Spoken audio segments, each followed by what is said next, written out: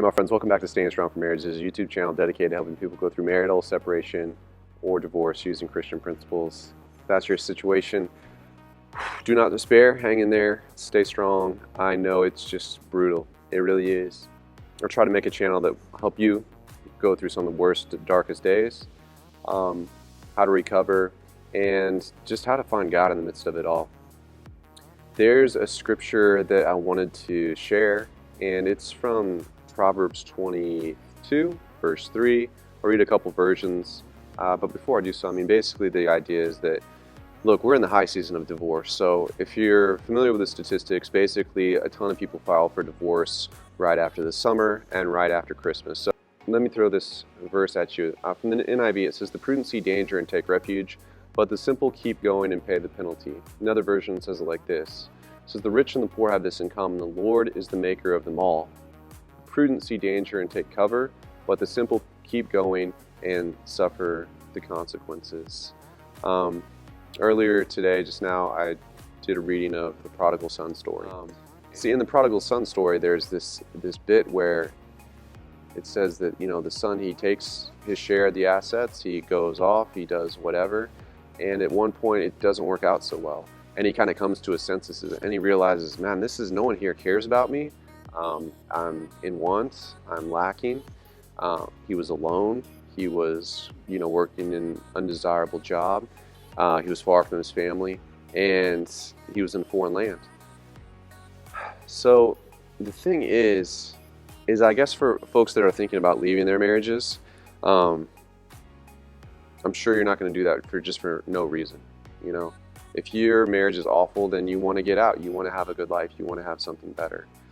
But I will tell you this, I hear a lot of stories from people where it just doesn't seem like they have any forethought as far as like, what are they going to do once they leave their spouse?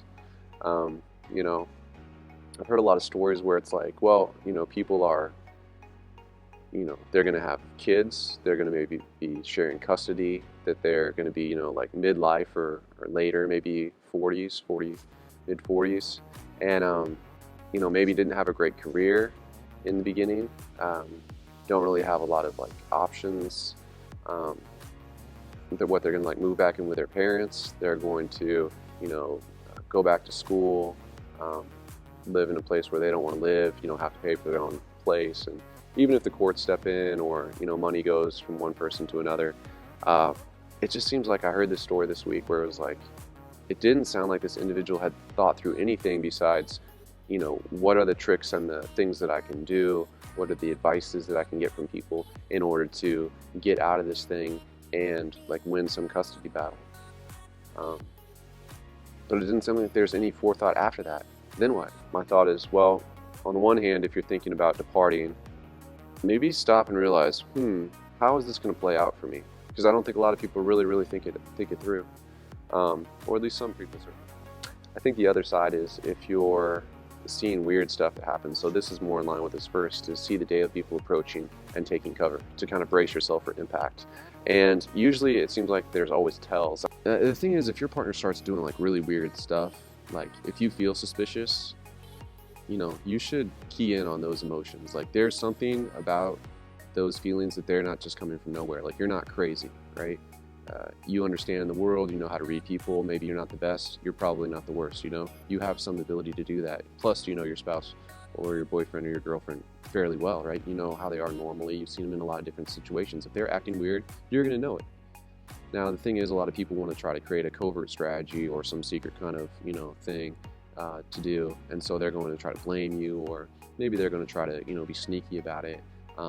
So if there's all of a sudden a lot of fights, the one I've heard of is just blatant flat out lies in counseling, or total denial of ownership of things that were clearly a big deal and clearly happened, where there's no wiggle room. It's a fact and everyone knows it. If they're denying it, then it always seems like this is a huge red flag. I think one of the big ones is when one party just says, hey, no more sex. Huge red flag. Don't take that lightly. Basically, get ready, hold on, because if it's not coming in the short term, it's probably coming in the long term. People, I don't I don't understand how people stay in relationships for like 6, 7, 10 years in sexless marriages. It's just, that's a big one. If, you know, all of a sudden you start getting a lot of disrespect or something from your in-laws, or a lot of grumbling, if they start doing weird things with money, if money's missing or overspending money, you know, that's one thing to look at. You should definitely like check that out. If you're worried, well, what's going on? Maybe look into your accounts and see, is money missing? Is there some large amount of money that has gone this way or that way? You know, maybe your spouse would be like, well, you know, I want to put this money in my, you know, I all of a sudden want to put a bunch of money in my retirement account, right? That once it's in, you know, you can't get it back out without huge penalties. They have full control over it, or something like that. If you know, if they push to have buy a house, or, and I'm not saying that this is always a thing, but if it doesn't make sense, like if it's a bad time in the market to buy, or it doesn't make sense to buy, and then all of a sudden, you know, your spouse is like super upset that, you know, you're not getting it, like, so like why lock up all this cash that can be easily liquidated into a solid asset that then gets divided by the state? You know, if they start threatening divorce, if they start threatening, you know, leaving, or you know, drug use, or suicide, or calling the cops, or, you know, threatening your job, or, you know, threatening to take the kids, any stuff like that, even if it's said only in passing, you know, I've just heard enough stories where it's like, you got to take those things, I mean, seriously. I think always if people talk about suicide, you know, you should say, wow, you know, we need to get you help. You know, the person thinks that that's a great way to use leverage in their relationship to get what they want. Doesn't matter, because how are you going to feel if they act on that, and then you knew but you didn't say anything, or you didn't get them the proper help? You're going to feel awful. I mean, you're going to regret that for years, right? So protect yourself, right? See the day of evil coming, and, you know, take notice. Prepare for your kids. I guess the other thing that comes to mind is like if people start, you know, recording, they want to like record fights, you know, it's like, well, why? Maybe they just want to learn. Maybe they honestly just want to learn, you know, how they are when they're arguing, and, you know, ways that they can improve.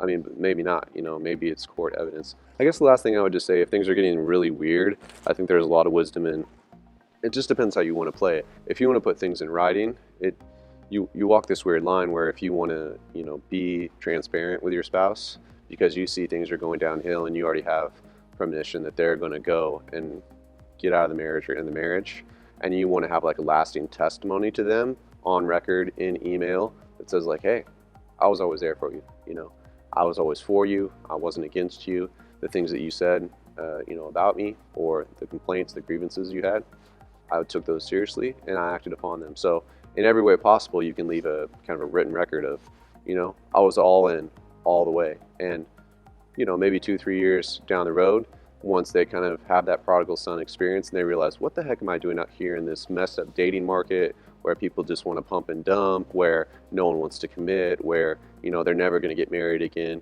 And there you are, you know, you're saying, hey, we had our problems, we had whatever we got to work through, but I'm here, I'm ready to do it, you know. I haven't given up on you. I love you, you know, with the love of God, love of a spouse, you know, God is helping me. Let's see what we can sort it out. And I think that's going to happen for a lot of people. But you got to realize when kids are involved, when it's your financial safety, when it's your assets, when people become no longer your friend, but basically they start acting as your enemy, you got to, I mean, you got to set some boundaries. But just be careful, you know, realize that there's like a lot of signs that I mentioned. And if those things are happening, don't deceive yourself. I know you want to think that, well, this person loves me and they would never do anything bad to hurt me or my children.